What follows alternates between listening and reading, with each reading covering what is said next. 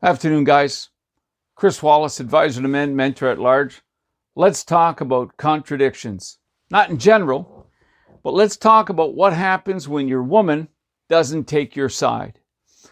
What about when she says stuff that directly goes against something that you've said? Now, ordinarily, that's part of the fun of having a partner, each adding to the conversation. We correct each other all the time in private.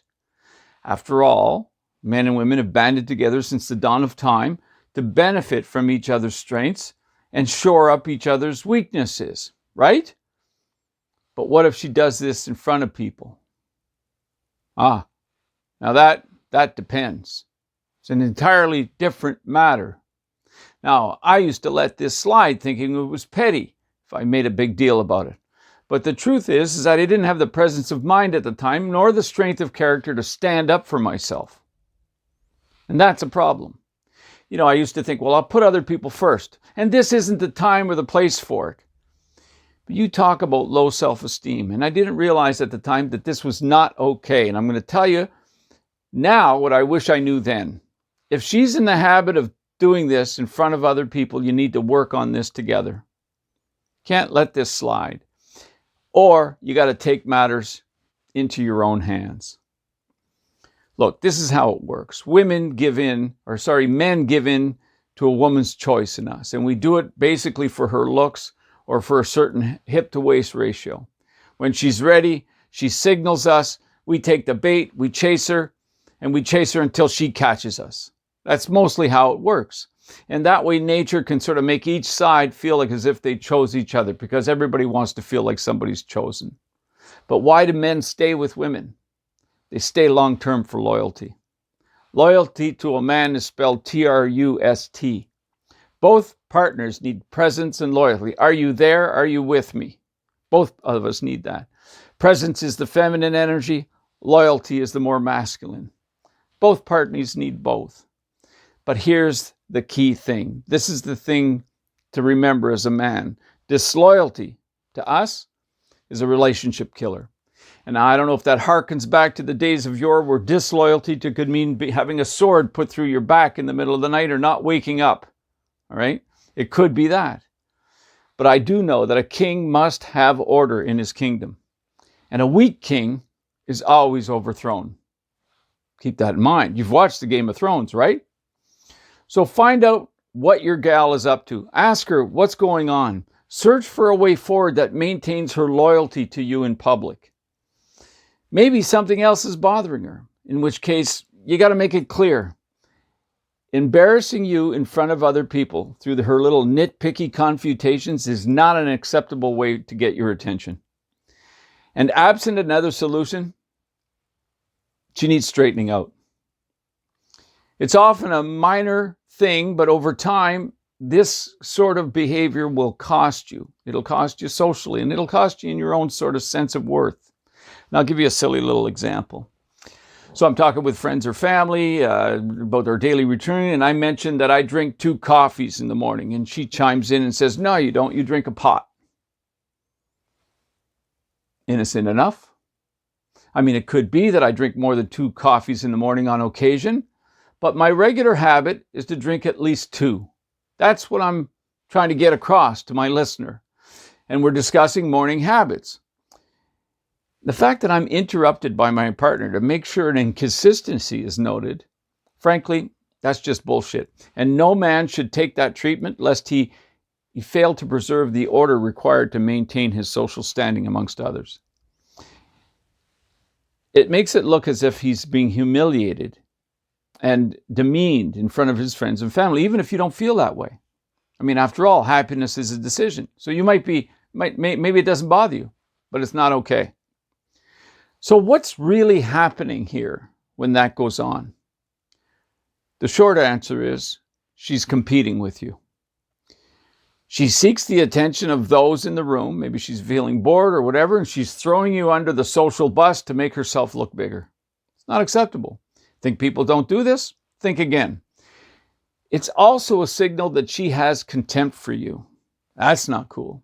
Contempt is the single strongest predictor of a relationship in trouble. Gottman says if it's present, it won't last 5 years, 95% chance. If your woman is directly contradicting you in front of people unnecessarily, you need to have a talk. For context, let me point out, sometimes it's useful to have an extra mind that can help you with the recollection of a shared experience. For example, you might say, hey, honey, how much did we pay for that meal when we were in Florida last winter? That's okay. That's more or less useful, especially if you're the one who asked the question. But the nitpicky confutations which do not add to the conversation except to cast you in a weakened sort of state, you can't tolerate those, man, ever. You do that once with me, and on the way home, I'll make my expectations very clear. Apologize and agree to never do that again, or I won't appear in public with you ever. I'm so done with that shit. You should be too. If I'm mistaken about something, you can bring it up to me privately. I'm happy to correct myself. I'm that kind of guy. But I'm not the type of guy who allows weak boundaries between him and his partner. Not going to happen. I'm not that person. I want to tell you about some of the best advice I've ever received from a woman. It was from Mrs., and she told me this early on in our relationship, but now we're about 14 years in. And I'm a little more extroverted than she is, and she's more sensitive to what other people think. So it's been very helpful. Listen to me here. I'm going to tell you something really, really important. One morning after we'd been out the night before, she told me, I want people to look at us and wish that they were me, not look at us and feel sorry for me that I'm with you. Boom. That remains my guiding principle. And I'm forever grateful for her for having told me that, because it made me a better man for sure, but it also, because it forced me to consider the consequences of my behavior on those people around me. It may even have helped me with developing more compassion. And empathy is overrated, but we all need compassion. That's an important trait for men to have. And it's that one bit of advice has helped me socially to no end. And, to be honest, good women are like that. They help good men become better men by helping them see things that we otherwise might miss. So that's part of how it works. But here's the hidden gem from this little bit of advice. It goes both ways. Oh yeah, it's a two-way street. If you elevate her in front of her peers and family, she's got to do the same for you. If that's not happening, you got to point it out. Don't allow a covert contract of unmet tit-for-tat expectations to rule your interactions. That's not acceptable. Have a conversation and get an agreement. That's what adults do. That's what men do. Go ahead. You can even try to use I see, I think, I feel, I want. And then stick to your guns.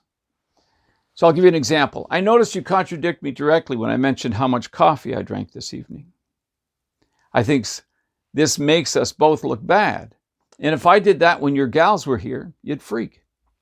I feel disrespected, as if you're competing with me for my own friends and family. I want you to realize what you're doing and never let it happen again. I see, I think, I feel, I want. Maybe she'll get the hint. She might accept the criticism. I mean, if she's prone to be defensive, you can bet that that's her own personal shame speaking. But you still have to point it out. And then give her an ultimatum. You have to. Say this, contradict me at home, that's fine. Contradicting me in public is unacceptable. I'm not the type of guy who allows people to treat me that way. Do you understand that this is a mistake you're making? Ask her that question and then wait for the answer. Don't say a word. Great, I believe you're a good person and you haven't thought through this. So you need to apologize and promise to never do it again. Leave the ball in her court. Hopefully, you catch this and you nip it in the bud. If not, you can expect years or even decades of her contempt, and it'll only exponentially mount every year. Is that what you want? It's not what you want. Reserve your ultimatum for a use only if necessary basis. We don't joke about firing people. We don't joke about threatening to leave people easily either. But if necessary, a better route is just to stay factual. You just keep your cool and you lay it on the line. Tell her exactly what the consequences are. If you won't address this with me now, I won't risk being in public with you again. It's not I can't risk, or if you can't address this, or some other weak form. Can't means won't. Keep that in mind. It is won't. I will not. And that's it. Strong, factual, decisive, no fucking around. You simply cannot tolerate this in your life and survive as a man. You cannot survive as a king. What about her? Well, you're not responsible for how she feels. If she cares for you, she will realize her mistake and she'll make amends because she's ultra sensitive to the social thing anyways. If not, you need to make a decision about who you have in your life, about who you show up with in public. Questions? Chris Wallace, advisor to men, mentor at large. In the meantime, stay powerful and never give up.